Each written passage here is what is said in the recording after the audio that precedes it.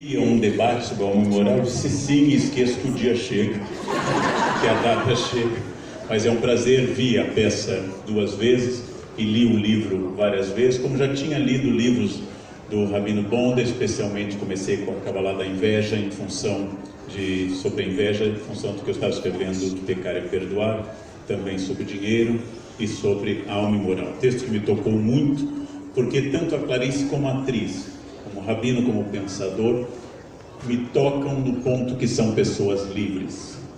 São pessoas que não partem de uma moldura. São pessoas que se apresentam diante do mundo com a sua vontade, seu senso crítico, e não são transgressores no sentido que nós começamos a falar aqui. Quem rouba os cofres públicos, quem é racista, quem bate a mulher, não é transgressor. É apenas alguém que segue a idiotice dominante. A transgressão é não ser idiota, não seguir uma norma imbecil e estabelecer um novo caminho. Isso é a transgressão. Eu conto em palestras que se não houvesse o pecado de Adão, a Bíblia terminaria no capítulo 2 do Gênesis. E os outros livros da Bíblia não existiriam. Porque ao pecar, Adão e Eva inauguraram a história. Começa toda a saga de Adão e Eva. E para animar a nós seres humanos, eu sempre lembro que nós temos como primeira família do mundo a mais perfeita. A família original, em que Deus cria perfeitamente Adão do barro e Eva de uma costela, deixa-os livres, felizes e sem doenças no paraíso, estabelece apenas uma norma de compliance, apenas uma. Não pode comer dessa, do resto pode tudo, pelado, o dia inteiro, sem problema. O diretor se afasta, eles vão imediatamente.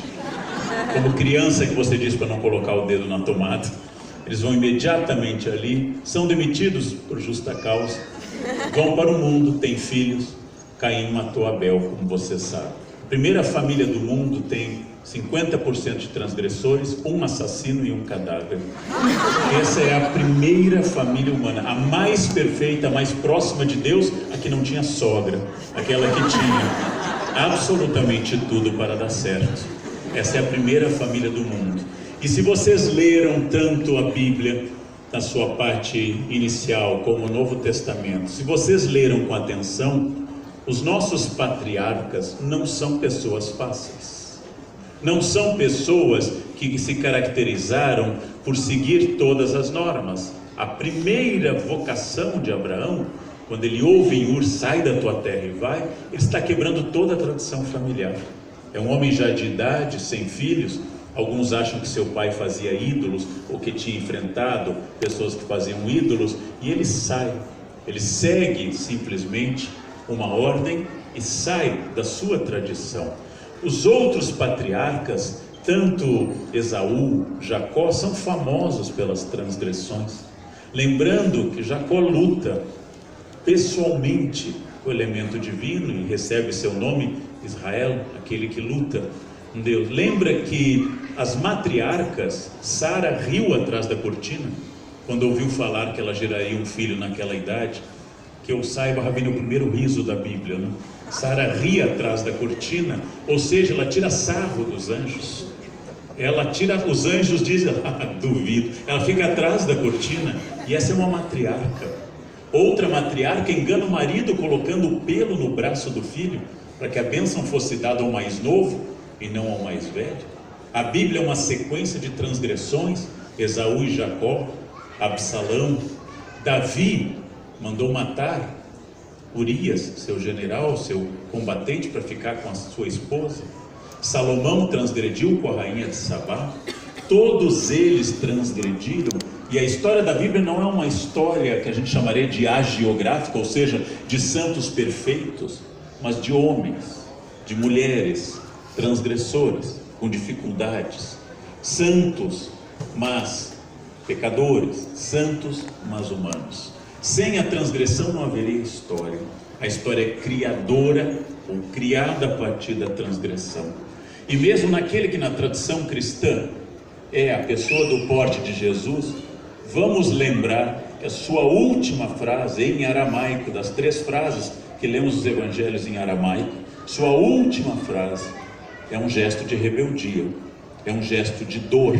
Pai, pai, por que me abandonaste? Lama, lama, eli sabachthani. Não é assim, tudo bem, vamos nessa, estou morrendo, mas tudo legal. É, pai, por que me abandonaste? É um gesto humano, absolutamente humano, cheio de vida e de significado. Mostra a imperfeição humana. Pedro ouviu a Jesus 3 anos. Aula integral, um workshop maravilhoso, voava, levitava, andava sobre o mar, curava, ressuscitava, uma aula melhor que qualquer professor. 3 anos de tempo integral. Eis que na hora da formatura, ele nega que o professor tenha dado aula 3 vezes. Tesoureiro da turma, vende o mestre à diretoria de ensino. Ninguém acompanha o mestre à prisão, só João, o mais novinho, vai até a cruz e também não faz nada.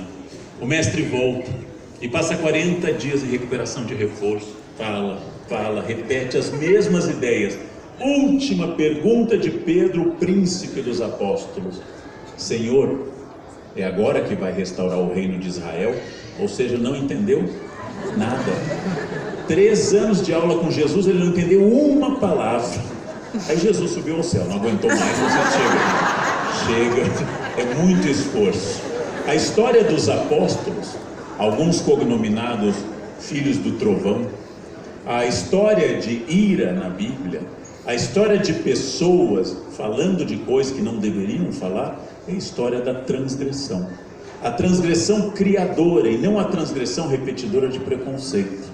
A transgressão que lhe torna humano, já que o livre-arbítrio na tradição teológica não foi negado aos seres humanos.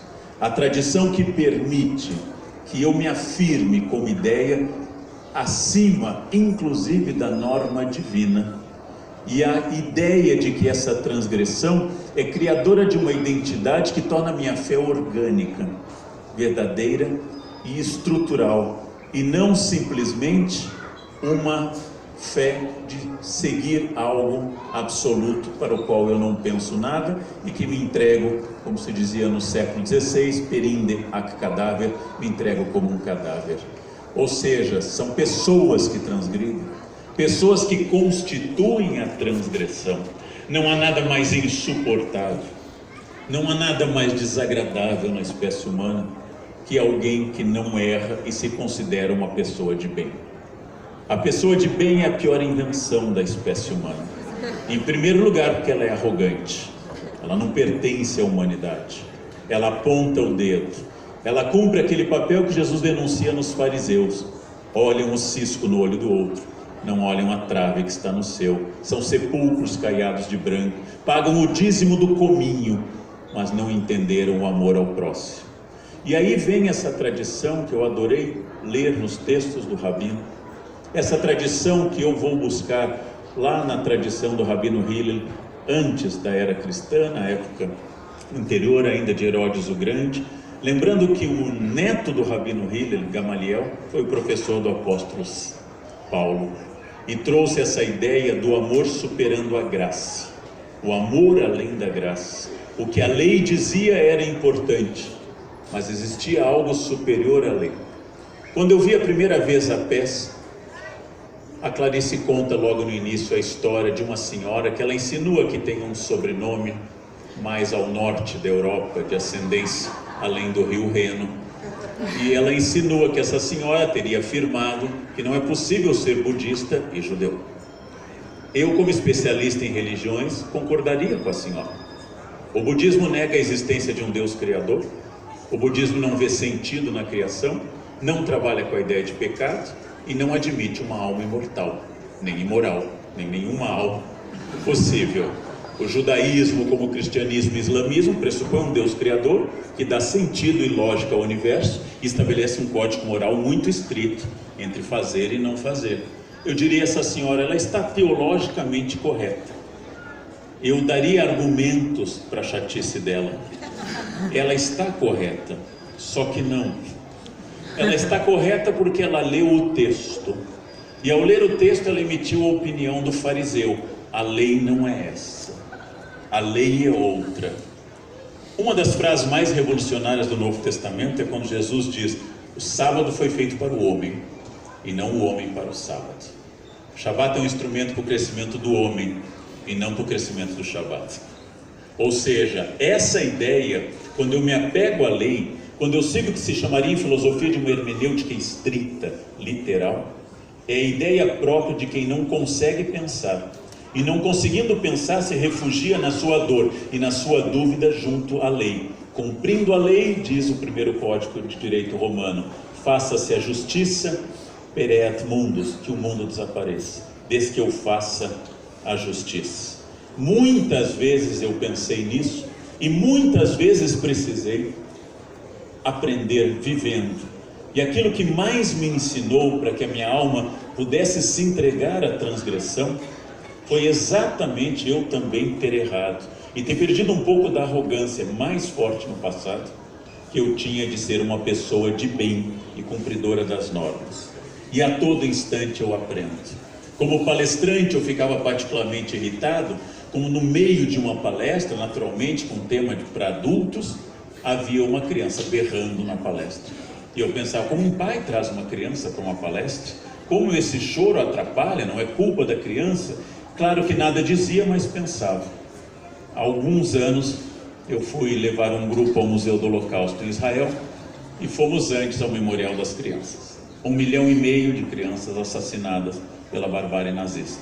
Através de um jogo de espelhos, 1,5 milhão de velas reproduzidas naquele ambiente comovente e o nome delas sendo dito no ambiente. Quando eu saí daquele ambiente a primeira vez, arrasado, escrevi isso no Estadão, eu passei a dizer uma coisa para mim que nunca mudou. Toda criança que chorar do meu lado é um nome a menos naquele museu. Toda criança que chorar está viva e eu vou comemorar esse choro, porque aquelas não choram mais, aquelas foram tragadas na barbárie. Então hoje, ao invés de reclamar, quando uma criança chora, eu sorrio, peço que a mãe deixe que ela chore, porque eu aprendi que eu reclamava do choro das crianças unicamente porque eu era homem, e homem não tem a menor noção do que é ter um filho, colabora muito pouco para isso e participa muito pouco disso. Ou seja, eu descobri que a minha norma, aparentemente protegida pela regra do foco, do silêncio, da boa aula, era simplesmente uma norma da minha arrogância, que tentava, através da minha vaidade, ser o único foco de atenções. Foi preciso aprender muito, foi preciso errar e viver para que eu notasse que eu precisava transgredir o foco que eu travestia de uma norma do bem, que é o grande defeito das pessoas de bem. Elas justificam sua dor ou sua pouca frequência sexual através de normas. Eu não digo isso porque eu tenho ódio, mas é que eu sou a favor da ética. Eu não digo isso porque você é assim, eu digo isso porque eu defendo a família. Em nome do bem, cometem-se crimes pavorosos.